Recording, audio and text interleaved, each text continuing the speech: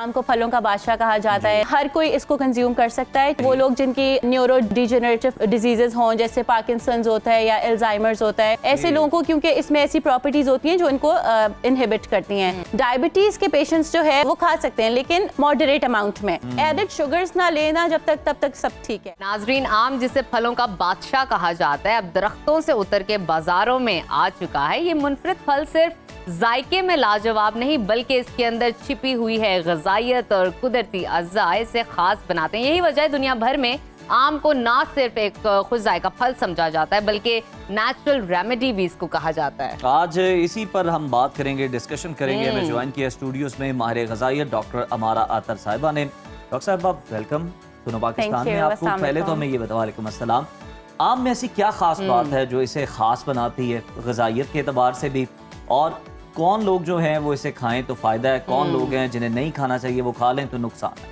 अच्छा, तो पहले आपने कहा कि जैसे आम को फलों का बादशाह कहा जाता है, राइटली सो, बिकॉज इतना मज़ेदार होता है और इतने कम से टाइम पीरियड के लिए आता है, ग़िज़ाइयत से भरपूर है। इसमें फाइबर होता है जो हमारी डाइजेस्टिव हेल्थ के लिए बहुत अच्छा है। इसमें विटामिन सी होता है, पैक लोडेड होता है विटामिन सी से, विटामिन ए से, और भी बहुत सारे न्यूट्रिएंट्स से।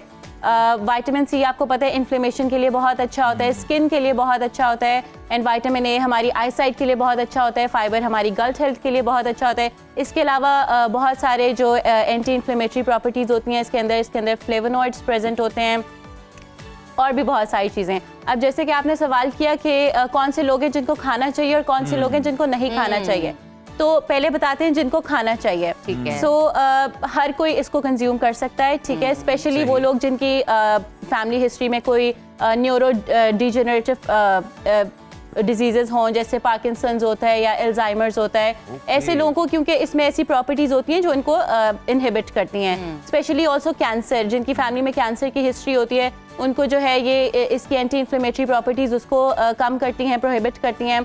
और फिर जिनको कॉन्स्टिपेशन का या डाइजेस्टिव गट हेल्थ के इश्यूज हों, उनको इनको खाना चाहिए। ठीक है। और भी एक नॉर्मल अच्छा एडल्ट खा सकता है। बिल्कुल ठीक है। इसमें डॉक्टर हमारा, वैसे तो मुझे लगता है ये सवाल नहीं करना चाहिए, ये खतरे से हाल ही नहीं है। मुझे ये बताइए कि कितने खाने चाहिए, क्योंकि जब कभी हम आम खाते हैं और खाने बैठते हैं तो हम बहुत ज्यादा खाते हैं, और गालिब ने जैसे कि कहा आम ठंडे हों और ज्यादा हो, कितने खाने चाहिए? और साथ ही साथ एक आमों के बारे में मिथ है कि ये शुगर स्पाइक करते हैं जी, इनके अंदर जो शुगरी कंटेंट है वो बहुत ज्यादा होता है।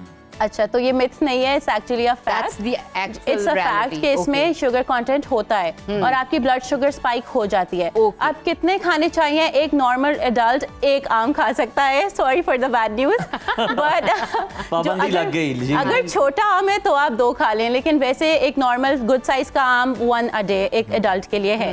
डायबिटीज के पेशेंट्स जो है उनको ये नहीं मैं कह रही कि वो नहीं खा सकते, वो खा सकते हैं, लेकिन मॉडरेट अमाउंट में। अब क्योंकि एक होता है ग्लाइसेमिक इंडेक्स, आपको पता होगा कि आपका कितना शुगर स्पाइक करेगी, वो लेवल्स बताता है। वो 55 होना चाहिए, 55 से कम होना चाहिए। अगर 55 से ज्यादा है आप वो फूड प्रोडक्ट्स नहीं खा सकते। आम का गुड न्यूज ये है कि 51 होता है, तो मॉडरेट अमाउंट में डायबिटिक पेशेंट्स भी इसको खा सकते हैं। जी। अच्छा, हमारा ये भी हमें बताएं कि कुछ लोग ना कॉम्बिनेशन इसके साथ बना रहे होते हैं। कच्ची लस्सी जो है कुछ लोग इसके साथ पीना बड़ा जरूरी समझते हैं कि ये आपको एक्नी से, दानों से बचा लेता है। उसका फायदा होता है या नुकसान होता है? ऐसा करना चाहिए?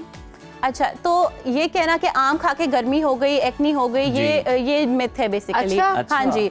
अब एक्नी नहीं होती, नहीं होती, लेकिन इसमें एक कंपाउंड प्रेजेंट होता है फाइटिक एसिड। वो थोड़ा वार्मथ का उसकी प्रॉपर्टीज होती हैं, वार्म, वो थोड़ा हीटिंग एजेंट होता है। तो जैसे हमारे बड़े लोग कहते हैं कि आम को पानी में डाल के थोड़ी देर ठंडा ये भी बड़ी डिबेट है कि आपने सिंक के अंदर नहीं धोना उसको, कुछ देर के लिए आप उसे रखें, मिनिमम आधे घंटे के लिए, और मैक्सिमम जो मर्जी आपका टाइम, पर आधे घंटे के लिए मिनिमम आप उसको रख के खाएंगे तो आपको ये कोई भी एक्नी वगैरह का इशू नहीं होगा। और जहाँ कच्ची लस्सी की बात करते हैं, इसमें कॉन्ट्राडिक्शन है कि कुछ लोग ये कहते हैं, कुछ साइंस ये कहती है कि अगर आप कच्ची लस्सी पी रहे हैं तो जैसे ठंडा गर्म का एक एलिमेंट होता है कि आपने पहले आम खाया और उसके बाद कच्ची लस्सी, तो वो थोड़ा सा इनहिबिट, वो थोड़ा आपस में को रेगुलेट नहीं करते सही से।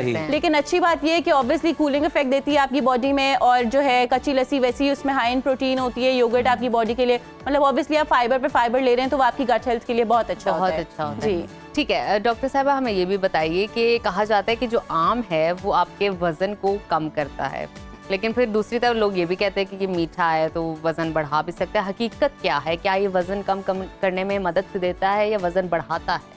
एक नॉर्मल साइज के आम में 100 to 200 कैलोरीज होती है। ओके। ठीक है, अगर आप ये मुझसे पूछें कि वेट लॉस करते हुए पेशेंट्स इसको ले सकते हैं कि नहीं ले सकते, जी बिल्कुल ले सकते हैं, प्रोवाइडेड मॉडरेट अमाउंट में। अगर एक बंदा एक आम दिन का खाएगा, ना तो उसका वेट बढ़ेगा ना लूज होगा, वो वहाँ पे रहेगा। हाँ, वेट लॉस में ऑब्वियसली क्योंकि आपने कैलोरी डेफिसिट जाना होता है, तो आपके पूरे दिन की कैलोरीज देखते हुए अगर आप एक आम खा लेते हैं तो ये आपको कुछ गलत नहीं करता आपकी बॉडी के साथ, ये बिल्कुल ठीक रहता है।